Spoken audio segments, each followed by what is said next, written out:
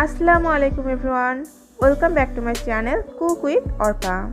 আজকে একটা নতুন ধরনের পিঠা তৈরি করে দেখাবো, আর এই পিঠার নাম হচ্ছে রসমালাই পিঠা। অন্য সব পিঠা থেকে এই পিঠাটা খেতে কিন্তু খুব বেশি মজার হয়ে থাকে, কারণ সারা রাত এই পিঠাটি মালাইয়ে ডুবে থাকার পরে পিঠাটি অনেক বেশি নরম তুলতুলে হয়ে যায়, যেটা মুখে দিলেই মিলিয়ে যায়। তাই এই পিঠাটি খেতে কিন্তু অনেক বেশি মজার হয়ে থাকে। যারা এরকম মালাই টাইপের পিঠা খেতে পছন্দ করেন, আশা করছি আমার আজকের এই মজাদার রসমালাই পিঠাটি আপনাদের কাছে ভালো লাগবে। ভালো লাগলে অবশ্যই চ্যানেলটি সাবস্ক্রাইব করতে ভুলবেন না। প্রথমে চুলায় একটি প্যানে 1 চামচ পরিমাণ ঘি আমি একটু গলিয়ে নিচ্ছি। ঘিটা যখন গলে গিয়েছে তখন দিয়ে দিচ্ছি হাফ কাপ পরিমাণ সুজি। এটা বাজার থেকে কিনে আনা প্যাকেটের যে কাঁচা সুজি থাকে সেটা। এখন ঘিয়ের মধ্যে সুজিটাকে হালকা একটু ভেজে নেব। কিছুক্ষণ পরে দিয়ে দিচ্ছি হাফ চা চামচ পরিমাণ এলাচের গুঁড়ো। এলাচের গুঁড়োটা দিলে কিন্তু খুব ভালো একটা ফ্লেভার আসবে, খেতে কিন্তু খুবই মজার হবে। এখন আবারও কিছুক্ষণ এই সুজিটাকে ভেজে নিচ্ছি, আর চুলার আঁচটা কিন্তু এ পর্যায়ে লো মিডিয়ামে আছে। দিয়ে দিচ্ছি 2 টেবিল চামচ পরিমাণ চিনি। এখন চিনি আর সুজিটাকে আরও 1 মিনিটের মতো একটু ভেজে নিচ্ছি। খেয়াল রাখবেন সুজির কালারটা যেন চেঞ্জ না হয়ে যায়। এখন সুজিটা যখন খুব ভালোভাবে ভাজা হয়ে গিয়েছে এবং সুজি থেকে দারুণ একটা স্মেল পাওয়া যাচ্ছে, তখন এখানে দিয়ে দিচ্ছি 1 কাপ পরিমাণ লিকুইড মিল্ক। এখন লিকুইড মিল্কটা দেওয়ার পরে সুজিটাকে খুব ভালোভাবে দুধের সাথে নেড়ে চেড়ে মিশিয়ে নিতে হবে। আর এ পর্যায়ে চুলার আঁচটা কিন্তু আমি বাড়াইনি, চুলার আঁচটা কমানোই থাকবে। দেখবেন আস্তে আস্তে সুজিটা দলা পাকিয়ে আসবে এবং প্যানটা ছেড়ে দেবে। কিছুক্ষণ নাড়াচাড়া করলেই সুজিটা খুব সফট একটা ডোয়ে পরিণত হবে।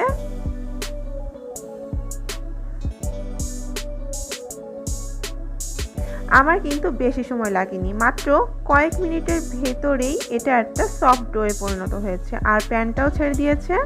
এখন এটাকে চুলা থেকে নামিয়ে পুরোপুরি ঠান্ডা করে নেব। অন্যদিকে আরেকটি প্যান আমি গরম করতে বসিয়ে দিয়েছি, আর তাতে দিয়ে দিচ্ছি 3 টেবিল চামচ পরিমাণ চিনি। এখন এই চিনিটাকে আমি ক্যারামেল করে নেব, আর ক্যারামেল করার জন্য চুলার আঁচটা কিন্তু মিডিয়ামে রাখতে হবে। আর চিনিটাকে কিন্তু নাড়াচাড়া করা যাবে না, কিছুক্ষণ পরে দেখা যাবে চিনিটা অটোমেটিক গলতে শুরু করবে। চিনিটা যখন গলতে শুরু করবে তখন আলতো হাতে এইভাবে একটু নেড়ে চেড়ে দিতে হবে,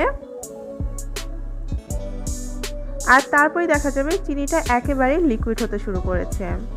এখন আমি এই চিনিটাকে আর একটু গাঢ় কালার করে নেব, তবে লক্ষ্য রাখতে হবে চিনিটা যাতে পুড়ে না যায়। এখন চিনিটা ক্যারামেল হয়ে গিয়েছে। এখন দিয়ে দিচ্ছি 1/3 কাপ পানি। পানিটা দিয়ে আমি ক্যারামেলটাকে একটু গলিয়ে নিচ্ছি। পানিটা দেওয়ার পরপরই দেখা যাবে ক্যারামেলটা জমাট বেঁধে এসেছে। ভয় পাওয়ার কোনো কারণ নেই, কিছুক্ষণ নাড়াচাড়া করলে ক্যারামেলটা সুন্দর মতো লিকুইড হয়ে যাবে। আর যখন এটা লিকুইড হয়ে যাবে তখন আমি এখানে দিয়ে দিচ্ছি 2.5 কাপ পরিমাণ ফুল ফ্যাট লিকুইড মিল্ক।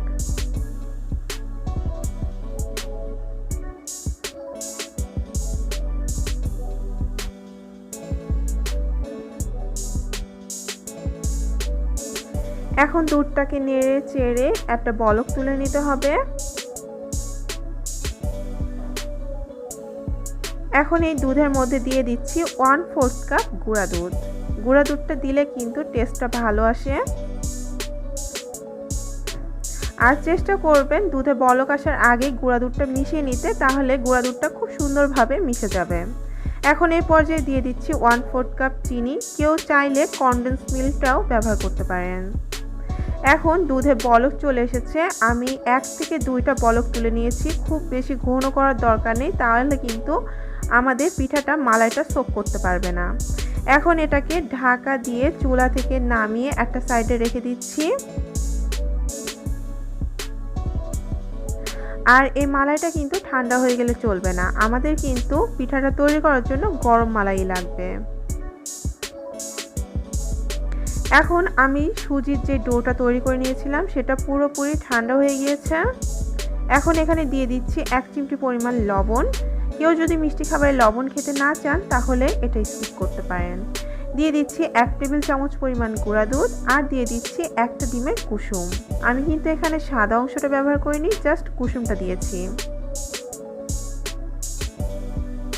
এখন খুব ভালোভাবে সমস্ত মিশ্রণ একসাথে মিশিয়ে নিচ্ছি এবং মসৃণ একটা ডো তৈরি করে নিচ্ছি। খেয়াল রাখতে হবে যেন কোনো লাম্পস না থাকে।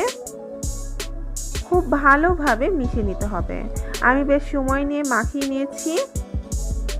এখন এটাকে কোনো রকম রেস্টে দেওয়ার প্রয়োজন নেই, সাথে সাথেই আমি পিঠাগুলো বানিয়ে নিচ্ছি। আর পিঠাটা আপনারা আপনাদের পছন্দ মতো শেপ দিতে পারেন। আমি এখানে গোল একটু চ্যাপ্টা করে পিঠাগুলো বানিয়ে নিচ্ছি।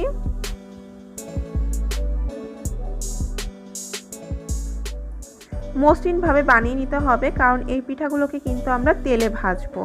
তাই অমসৃণ হলে তেলে দেওয়ার সাথে সাথেই কিন্তু পিঠাগুলো ছড়িয়ে যেতে পারে তেলের মধ্যে। তাই মসৃণ করেই পিঠাগুলোকে শেপ দিতে হবে। ঠিক একইভাবে আমি সবগুলো পিঠা তৈরি করে নিচ্ছি। আর এখানে হাফ কাপ সুজি দিয়ে কিন্তু আমার অনেকগুলো পিঠা তৈরি হয়ে গিয়েছে। এখন এই পিঠাগুলোকে আমি ভেজে নিচ্ছি। এর জন্য চুলায় একটা প্যানে আগে থেকেই আমি তেল গরম করতে বসিয়ে দিয়েছি। তেলটা যখন কুসুম গরম অবস্থায় আছে তখন আমি এক এক করে সবগুলো পিঠা দিয়ে দিচ্ছি। তেলটাকে কিন্তু খুব বেশি গরম করে পিঠাগুলো দেওয়া যাবে না, তাহলে সাথে সাথে কালার চলে আসবে।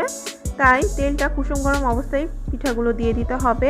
আর গোল্ডেন ব্রাউন কালার করে পিঠাগুলোকে উল্টে পাল্টে আমি ভেজে নেব। আর এই পর্যায়ে চুলার আঁচটা কিন্তু মিডিয়ামে থাকবে। যখন একটা সাইড কিছুটা লাল হয়ে এসেছে তখন আমি একটা চামচের সাহায্যে সাবধানে উল্টিয়ে দিচ্ছি।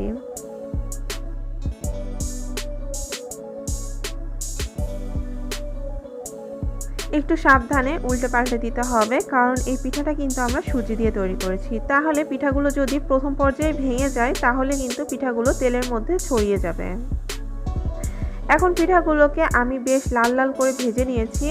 আর আমি পিঠাটা তুলে দেখাই যে প্রত্যেকটা পিঠা কিন্তু বেশ ফেটে গিয়েছে। এই যে দেখুন, এরকম হলেই কিন্তু আপনারা বুঝবেন যে আপনাদের পিঠাগুলো পারফেক্ট হয়েছে, কারণ এই পিঠাগুলোই যখন মালাইতে দেবেন তখন অনেক বেশি মালাই সোক করে নেবে। এখন পিঠাগুলোতে যখন সুন্দর একটা কালার চলে এসেছে তখন আমি তেল থেকে তুলে নিচ্ছি। আর এই গরম গরম পিঠাগুলোই কিন্তু আমি শিরাতে দিয়ে দেব। আমি আগে থেকেই যে দুধের মালাইটা তৈরি করে রেখেছিলাম সেই মালাইটা কিন্তু কিছুটা ঠান্ডা হয়ে এসেছে, তাই আমি আবারও চুলাইতে বসিয়ে একটু গরম করে নিয়েছি। আর মালাইটা কিন্তু এখন অনেক গরম। আর পিঠাগুলো কিন্তু তেল থেকে তুলে সরাসরি আমি মালাইতে দিয়ে দিচ্ছি, মানে দুইটাই কিন্তু ভালোভাবে বেশ গরম থাকতে হবে। এখন এই পিঠাগুলো মালাইতে দিয়ে ঢেকে রেখে দেব সারা রাতের জন্য।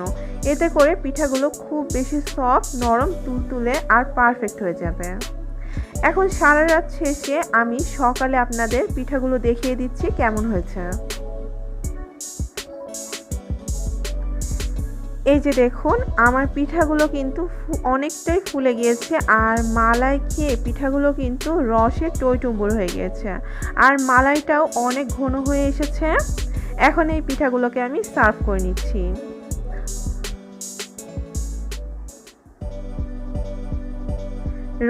রসালো তুলতুলে এই পিঠাগুলো খেতে কিন্তু সবারই খুব ভালো লাগবে। ছোট থেকে বড় সবাই কিন্তু এই পিঠাগুলো খুব পছন্দ করবে এবং অনেক মজা করে খাবে। আর এই পিঠাতে ক্যারামেলের একটা আলাদাই ফ্লেভারের জন্য অনেক বেশি ভালো লাগবে।